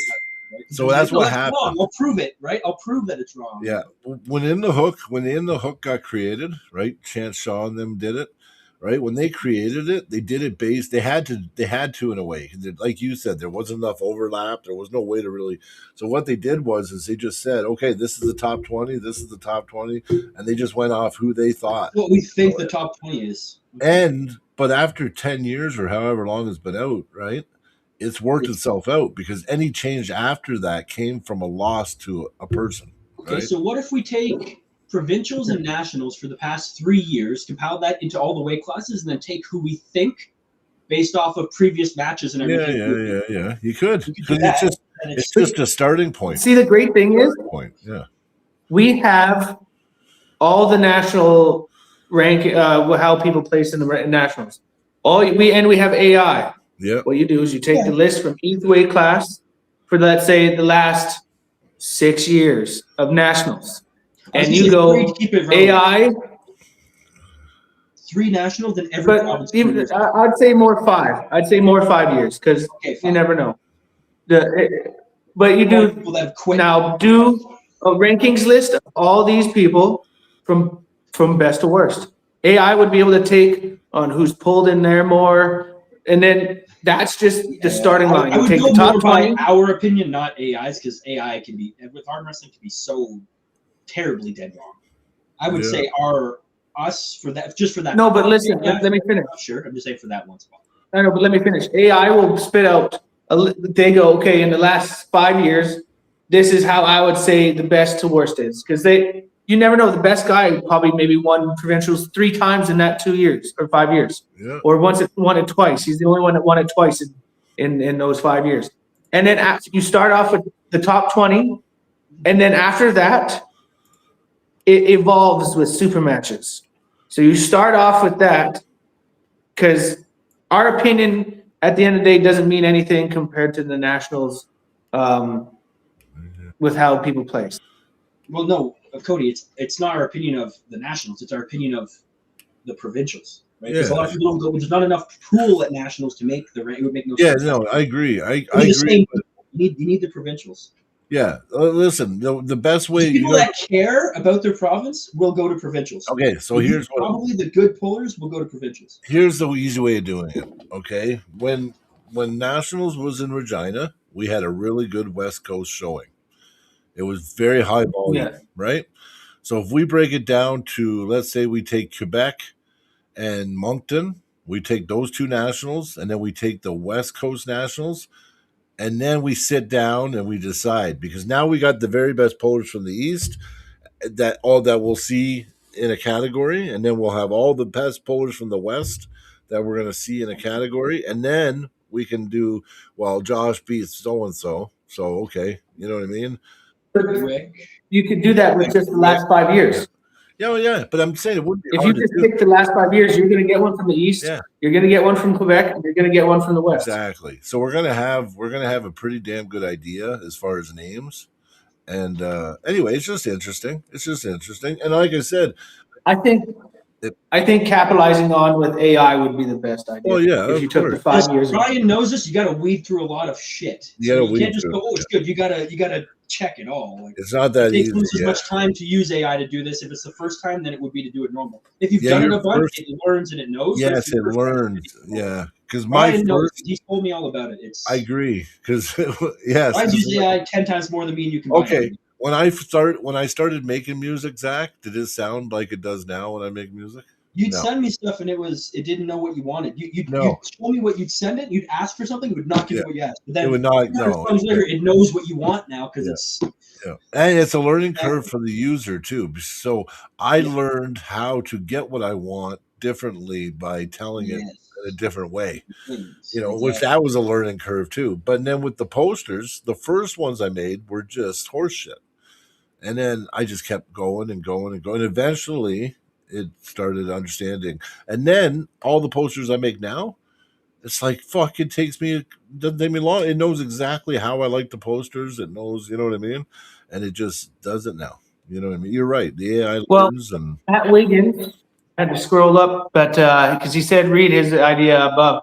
He said, in the beginning Okay. stages of creating an easy point system for arm wrestling, they fill out a scorecard of sorts, emphasis on years of experience, tournaments, and super match wins, not about who beat who So that's a I rating know. system. or who you beat. yeah, but I think it has to come down But he to said to start off with. A rating That's just that's just to start it off, and then it evolves. Like in the hook, it was just their opinion, and then it evolved No, I into mean, what it is honestly, now. What he Yeah, was but So saying if was we a did off rating points, system, not a ranking system. but I'm saying in the end, we could use the rating system to get the ranking system, and then it just become a ranking system after that. okay. Sure, I'm just saying what his actual words that he said was what I'm talking about. Yeah. And another thing is But he wasn't saying for the entire time. no. You don't keep the point system. I know For the Cody, entire time. It's just I to wasn't get the saying. initial I'm just point. reading what he was talking about in his Yeah. points. I was literally just reading what he was talking about. Well, What he's yeah, and talking what about is he rating says system. Those are here, good to have. I A would- ranking well- system is who beats who. Yeah. A rating system is. but I would go further. So this Matt Wiggins statement here, I would say that I would go off that to paint a picture, but in the end, I might still say, well, I don't give a shit about this. I know Josh beat all these guys 4 years in a Yeah. row. He's So number one. You know what I mean? Like, you know what I mean? maybe I should have been more clear with what I was saying. Like, Yeah. if you want to have like the perfect system, you'd want both. You'd want your rank and your rating. So you'd have a rank. So you're number one, and your rating is 117. But then rank Yeah, 3 could be rating 412 because he's been pulling for freaking 45 years. Well, yeah, exactly. Yeah, So his yeah. rating might be higher. But hey, You Brian, defend maybe your rating. when you think Josh Dillon at number one, are you going off of super matches or tournament? Because if you're going off I'm super going matches, off. Josh Dillon's not number one. I'm going off. No, you're right. I'm going off tournaments That's why I right said now. Rick. Yeah. So do we I start would it say, off? I wouldn't say Rick now because Rick tore his bicep off and he just got beat by that newer Montreal guy, and the Montreal guy ripped his bicep tendon off, and Rick can't pull right now, and now he's pulling left, and he got beat up today pretty bad. I watched. He got beat up by a small Not like guy. Cody, where you can pull right and left and he's just as strong. Yeah, he's not just as good. He's nowhere near as good on his left that he is his right. Yeah. Zach pulls 146, I think it is, and 133 154. 154, but I've pulled 176s before. Yeah, no, Zach's capable of pulling 176. Oh, if the match is good, I don't care the weight. Honestly, I'll pull anyone any weight if it's going to be a good match. I want the East Coast lineup. I want you to pull Chris Gallant because I want that match. That's sick. that match Zach was has a fucking match against sick. the 300-pound giant. Who do you want to pull? Who? I said Zach had a Yeah, match against the 300-pound giant. yeah. That's true. I did lose though. 320. Did 300. lose, but- He's over 300. Yeah, oh yeah. But yeah, if it's a good match, So like, I'm in it for the match. I'm in it for the arm. but you know what, Zach, you still made that. You still made him work. Oh yeah, that was. Yeah, but- funny. Well, he Yeah, also allowed Zach. I take it outside. He I had to lose also and to be fair to him, he also was he thought it was fun too, and he Told me the he was first. allowing it to work. We had 3 ready goes. He said the first 2, he was kind of letting me get in the spot. But he said the third he hit, and I stopped, and he was like, "Oh Yeah. shit!" Yeah, Like asked him out a little bit in the first 2. Yeah. Because I know how nice he is to pull, He's He was dude. my- Jaden's awesome. He was my first super match. So Honestly, and I think I would like to see Jaden and Zach now. I think Yeah. I'd go for the top roll. I don't think I'd go for the inside move. I think I'd go for a top roll. I think Zach would have a good chance of winning that. Jaden's Nothing been working against on his Jaden. inside, his hook. Yeah, his hook is, he's become an inside puller, I believe. Yeah, I think it's like a switch. Before I wanted to go inside with him. I think now I'd be the one going outside. He might be coming in. He was kind of weird where he was. I'll be right back. one or the other. If someone goes inside backwards is one thing, but anybody that comes forwards towards me Yeah. just helps me. I've only ever had one person ever come forward towards me and it worked, and it Yeah. didn't work every single time. It only worked half the time. It was Dustin, but when it did work, there's nothing I could do. It was nothing. Yeah, I well, could do. listen, we're gonna see that match again, right? And That's not the match I'm looking for a little bit anyway. The No. person I'm going to call out soon here, Steph. yeah, I figured that. Call out Steph here soon. I gotta make it a match, though. I gotta wait. Like, I'll tell you right now, he would beat me for sure right now. I don't think it's there yet, but as soon as I feel like I can make him work for the pin to the point where he would not be able to get the pin is when I call him out. Yeah, but I got you in that match. Maybe I think you could win on the right now. It's the left. The right maybe, but the left is the one I'm thinking of. Yeah, I know. The right hand, I actually would pick you on the right, but on the left, I've already seen the proofs in the pudding. But that's okay, because you know what? It would really came down to a couple little things that it was just you couldn't make up for it.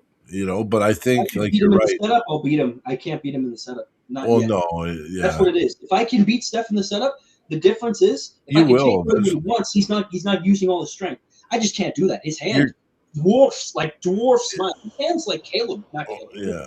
Well, and not only that, he knows the setups, everything. So when I'm pulling him, he doesn't even defend his lanes, which confuses me. But then I realize what he's doing. I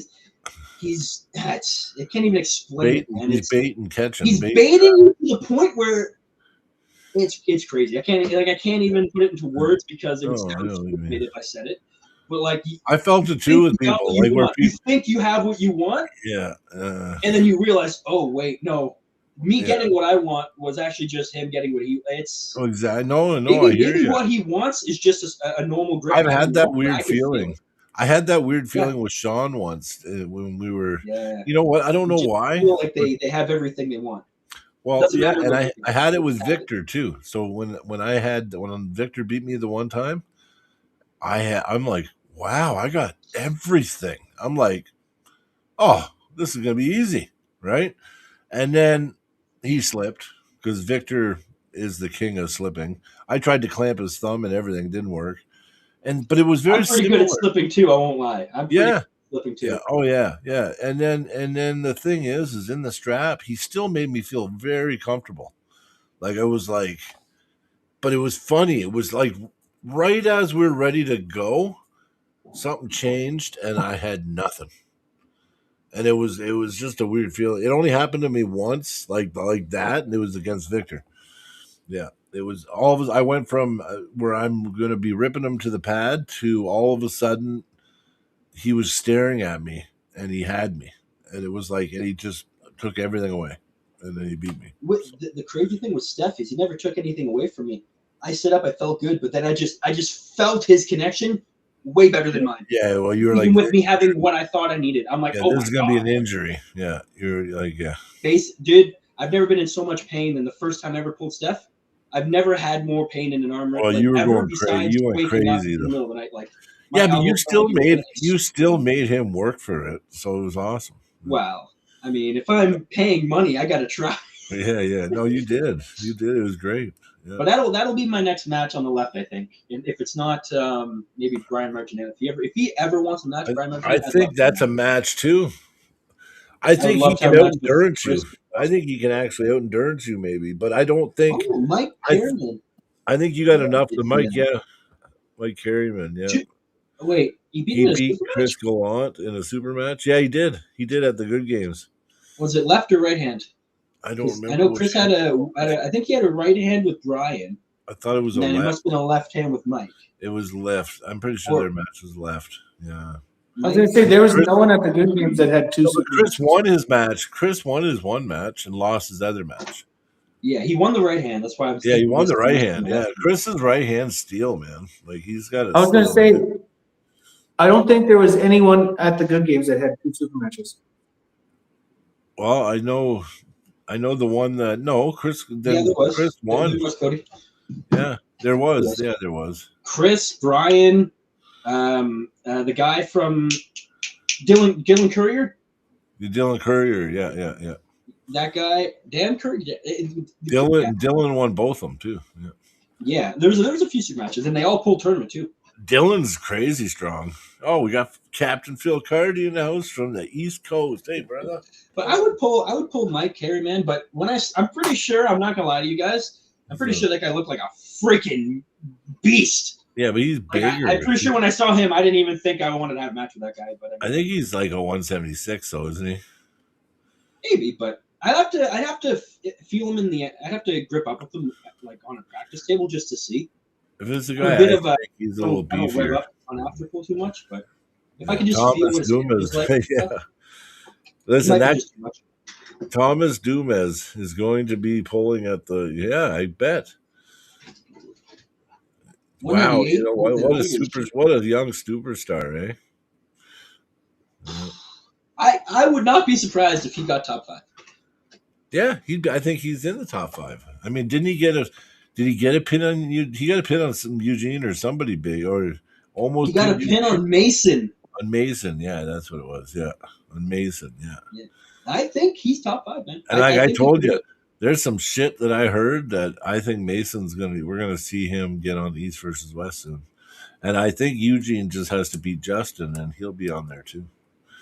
That'd be cool if Mason made East versus West. I mean, his level's so high. I think after when if what I heard today was true, when people know, you're gonna know. Yeah.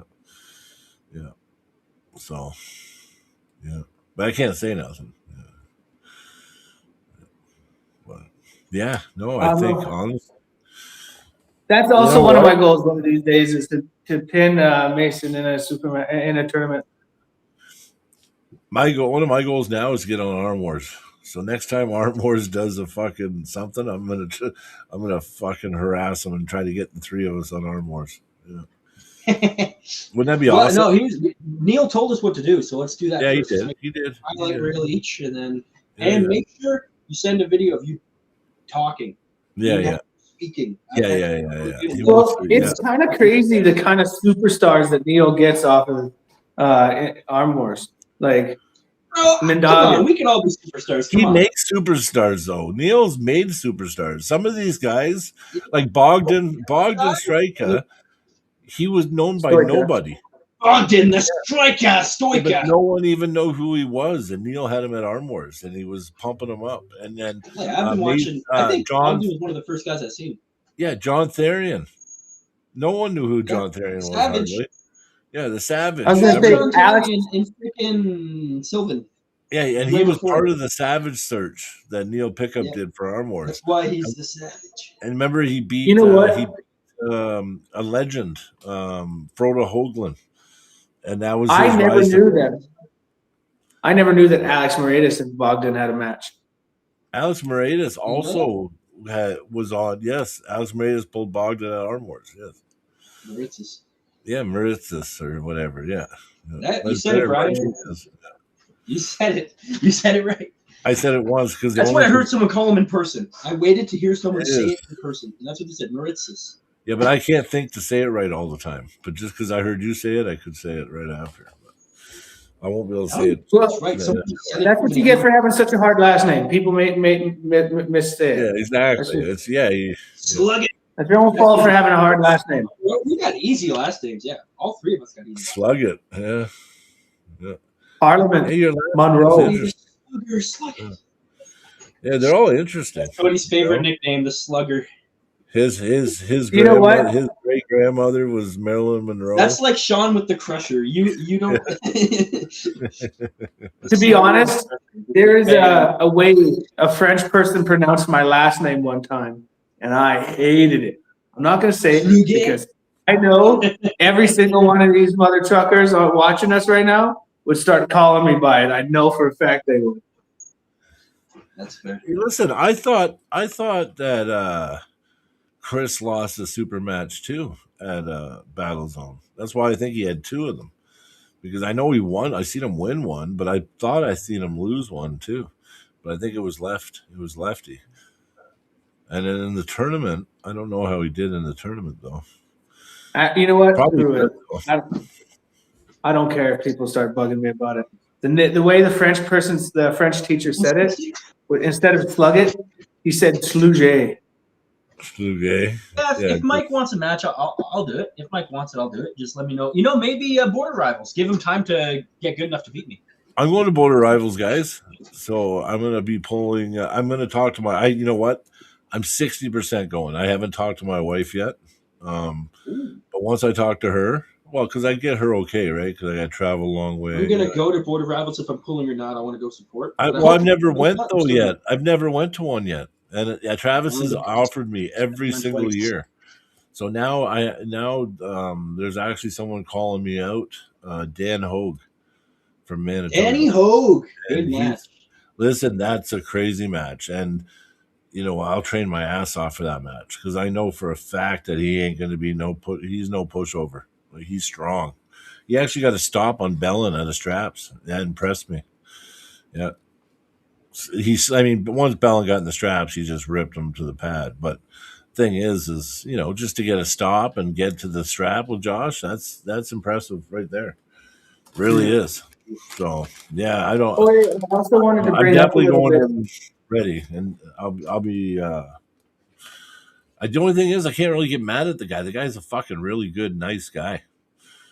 So Dan? that's not going. Yeah, that's not going Dude, good for me right now. Such a good guy, man. Such a great guy. I got to somehow make him an asshole. Yeah, that's gonna be a hard one, man. That's I know. What's gonna happen, Brian?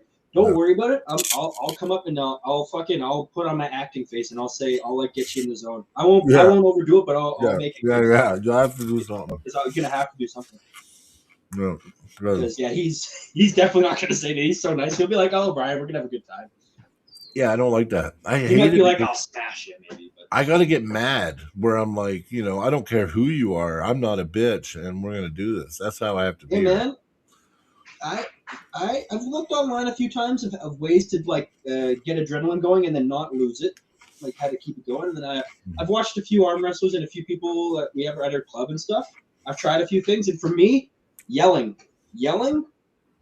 actually in everybody. If you yell like let it out like you're mad at somebody, it instantly gives you a rush of endorphins, adrenaline. A bunch of things. Yeah, it does. But of course, you have to be able to handle it. You can't let it be too much. So people start doing it and they kind of start losing their minds. Yeah, you gotta be able to I get the energy, but then I just get quiet and I harness it, which I'm able to do. I'm actually so excited I'm able to do that because I thought I was gonna burn out. Oh, nice, hot and spicy pork rinds. Yeah. Nice. Freaking, hot and spicy. Hey, do you guys want to quickly talk about maybe the Asian EVW? Dude, that looks okay. I don't know many of those people. I know 2 people on the card, but I'm super excited that we're getting people from Asia, like China and stuff, because I'm telling you, the amount of people that live there is astronomical. So the skill cap and the pool is astronomical. You know what I mean? There's going to be the techniques, the styles. They're all going to be stuff we never seen before. So many people, just like in India. Same thing with India. I think in the next 10 years. We're going to see Indian world champs. I think so. Just there's so many of them, and they're training. Well, I'll tell you right now the issue with 300 people out of practice. Yep. Yeah, but the issue with India right now is they're kind of being controlled by Propanja, and they're not letting their people go anywhere but Propanja. We're not getting too political. That's true. I heard that too. Too much. I don't know where we stand. It's not really getting political. I'm just saying it's going to be hard to get those people over here just because of that. Yeah. No, I've heard that even just mentioning them in a bad light can make them not like you. Yeah, well, East versus West is going to Asia. That's what Cody was mentioning, yeah. Yeah, they actually are, yeah. Yeah, That's so they're cool. gonna do a card there. Yeah, I think that's really interesting because you know what? We're so blocked off from Asia. We don't even know who the fuck's good over there. Yeah. I bet you any I money they don't know got a some single person on that card. They might come out with some fucking Shaolin Buddha monk fucking arm wrestlers. Yeah. Some straight old up. fucking Buddha style. No, see what Brian's getting at is there are like techniques that monks It's like use, old school more shit. so like wushu. Like you're thinking of like the Yeah. wushu.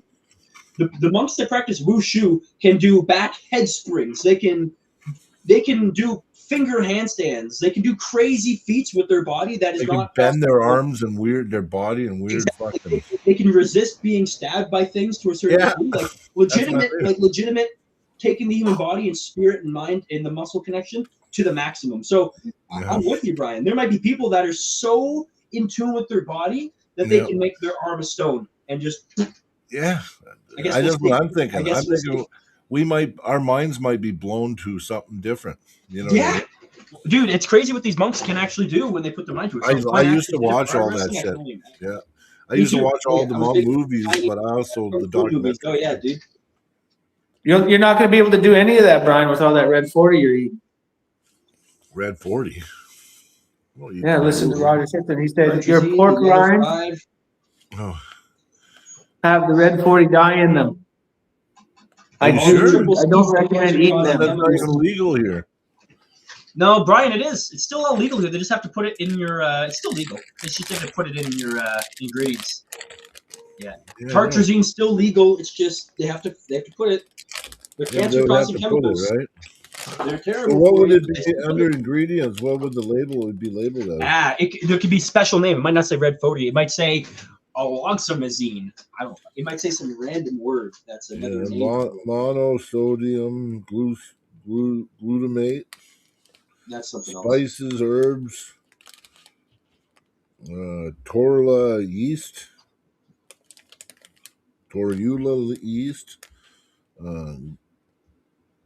gluttermail. And someone said, resist being stabbed. Okay there, bud. Glutamate. Sorry. Hey, man, don't call me the fucking idiot. Go watch the videos of them doing it. I said, that's stupid. That makes no sense. It's impossible. There is something called. I'm not. Go look it up. I'm not even going to say anything, man, because it's not me saying it. I'm not the one saying it, man. Go look it up. There is a thing called Alura Red. Alura Red. I didn't believe it either, but these guys sharpen knives and lean into them. And the thing is, man, this is what I'm trying to tell you: is they take a spear, put it on their neck. I'm telling you, I didn't believe it until I saw the video. This is old, way before AI. They put it on their neck and they push down and they bend the metal pole so it's like a half crescent moon, and they stand back up and then they stab it into stuff to show you it's sharp. I'm just saying what I saw with my own eyes on a video back in the day. But it was like, it wasn't like a random. I've never seen metal poles. I've seen them do it with bamboo poles. I've seen it with bamboo poles. Never metal. I never said metal. I said wooden. I said wooden poles. They bend the wooden pole. I've seen them do some crazy shit anyway. Either way. He says, calm down. Steve, the only reason I was getting crazy is because you got to watch these videos, man. You won't believe it. Like, it's crazy. I've watched them because I've always. It blew my mind. I'm the old kung fu, the dubbed kung fu movies from the 70s and the 80s. I loved them. I had every fucking one, like the Shaolin Buddha Temple, the fucking Buddha Palm, fucking all that kind of crap. I had all that shit. I loved it. And then I even had a National Geographic set of Shaolin monk actual documentaries based on what they do and believe it or not, there is some fucking crazy motherfuckers. The stuff I'm saying was on Discovery Channel with a full crew and everything. Okay. So they must have, This is a little off track. I want you guys to name your favorite kung fu movie.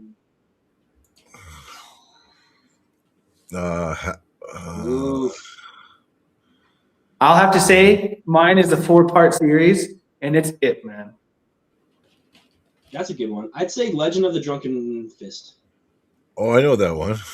I love that. Jackie Chan's super young in that. Oh wait, there's one more with Jet Li. He's in a monk. He's a monk in a monastery. Jet Li, I forget what it's called. That's a really good one too. Jet Li, some of the Jet Li ones were the wushu in that movie with Jet Li when he's in the monastery. I'm not kidding.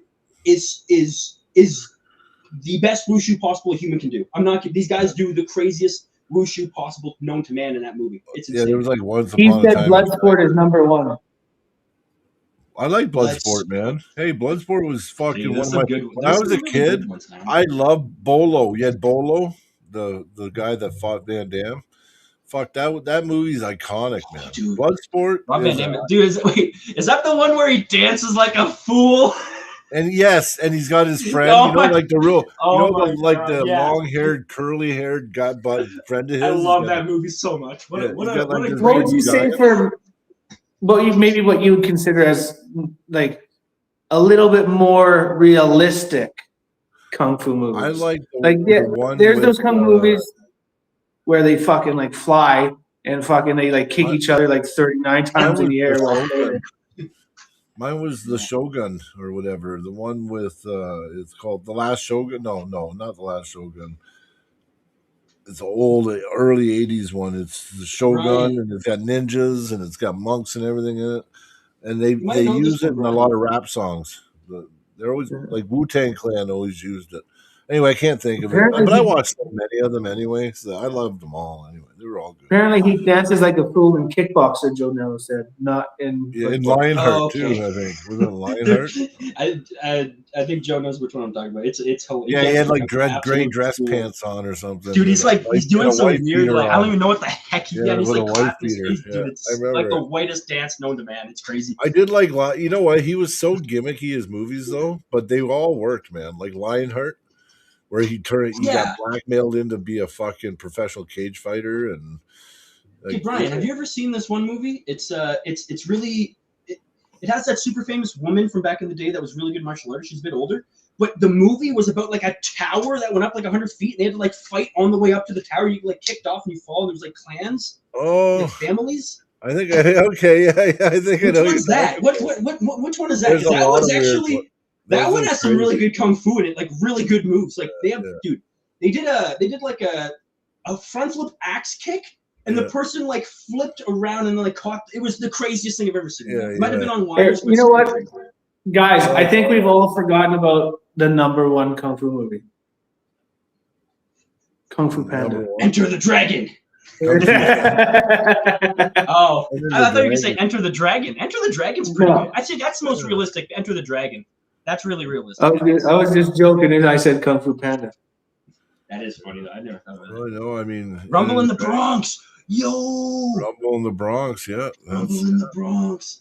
Okay, I need to write. Hey, some of he's these from down. my. You know I what? need to watch Steve's from my era, because all these movies, Yeah. man, were my. Steve knows I what's loved up. them all. Rumble in the Bronx was funny. That was Yeah, he does the splits in Jackie the dance. Chan That's and the one. Chris Tucker and Jackie Chan. Oh, dude, Rush Hour. Yeah, that's a different movie. Yeah, I got it mixed up. Rush That was Hour. Rush Hour. I still like To that. be too. honest, Too. it's not Kung Fu. Like he does know Kung Fu, but when it comes to, I would say movies that I watch with some of the Jet Li best was fighting, perfect. realistic fighting, Michael Jai White. Oh yeah, he's the black guy, right? Yes, dude, he did a movie with The Punisher. Way more realistic No, than no. Michael Jai White. Punisher was awesome. I loved And him. Blood and Bone. Yeah. Sorry. I just watched Blood and Bone like 2 days ago, and there's a lot of like unrealistic stuff in that. But Who- yeah, there are some really good movies with Michael Jai. almost all of his. They're very sound fighting. Like it's very realistic fighting. Blood and Bone Like, he does way too many jump mid-air stuff where it wouldn't actually Yeah. work because he's floating in the air and it's Bob Oh. Sapp he's trying to kick, so he bounce off Bob. I Sapp. like the old Buddha palm, like where they go blah, and all of a sudden the blood flies out their mouth, and they got this big yeah. fucking palm mark the on their chest. shockwave. Yeah. The Oh yeah. shockwave. Oh yeah. Yeah. And then they gotta like put needles in and draw the poison out afterwards to try to let them survive. Dude, What's I that? like the- Oh, Jet Li was in there's so a many kung good. fu movie. Jet That's a Li, funny kung fu movie where Kung Fu like all Hustle. these people have weird abilities. Like the one guy, he's like, yeah, where he points at the frog, crowd and he like okay. points at that, and it's like this jacked little dude come out. He's like, no, not you, not you. And he points at another guy, this jacked kid. It's called Kung Fu Hustle. I've seen it 1,000 times. I Kung Fu love Hustle. that. Yeah, Yeah, that one is good. They're running a scheme. Yeah. Yeah, the guy's a pussy, and he ends up being the best best martial artist in the world by the end of the movie. Well, it's Yeah. Jackie Chan. He just didn't know he was Jackie Chan. Jackie But Chan was anyway, always the I same was thing. He was always master. You killed my master, and then I'm training for 10 years or 4 years, and now I'm going to revenge my master. I just like that shit. okay. One second. I was trying to say something earlier. Michael Jai White was doing a movie with, I forget what black UFC fighter it is. He was known for That's Blood backyard and Bone. brawling. It's Blood and Bone. There was literally Blood and But Bone. It's the first scene of Blood and what's Bone. that It's Kimbo UFC Slice. fighter's name? Kimbo Slice. Kimbo Yes. Slice. Well, there's Kimbo behind the Slice. scene footage With Kimbo. where, there's behind the scene footage where Michael J. White was actually teaching Kimbo how to punch, and he's like, "Okay, block my hand," and he went fast and he did normal boxer's punch, and Kimbo was like, "No," swatted it out. About telegraphing. He was teaching about telegraphing. Yeah, and he's like, "Okay, now block this one," and the guy no he telegraph. moved so slow. I couldn't believe Kimbo Dude, passed he away. did it like 3 times slower, and almost slapped him before Kimbo even First he moved. did it fast, but then he didn't because he telegraphed with his body fast, and he just went like this, and because there's no telegraph, you're waiting for the flinch of the body, you're waiting for that sudden movement, but if it never happens, they just touch you, and you're like, oh, what the fuck?